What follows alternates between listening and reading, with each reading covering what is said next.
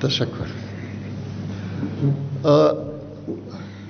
Я, к сожалению, совсем забываю язык, поэтому буду говорить по-русски.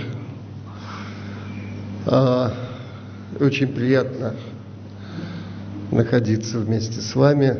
Точно так же было приятно 2 года назад, когда Мухиддин собирал конференцию в Германии, потому что я и вы живем далеко от нашей красивой Родины. И я, и вы скучаем.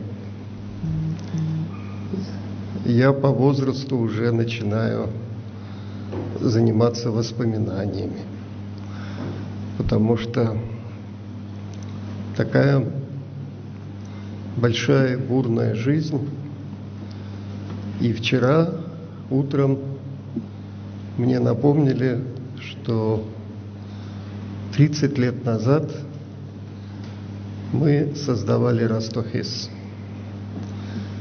30 лет назад мы мечтали о том, что наша красивая Родина наконец станет свободной от коммунистов, наконец станет независимой, наконец станет развитой, замечательной, богатой страной. Наши северные соседи очень испугались нашего желания и устроили нам переворот.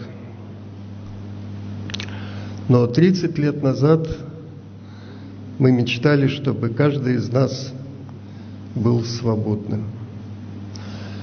Я мечтаю сейчас о том, чтобы вы создавали ту часть свободного общества в Грузии, в Таджикистане, вот я уже перехожу на свою вторую родину, чтобы вы создавали гражданское общество.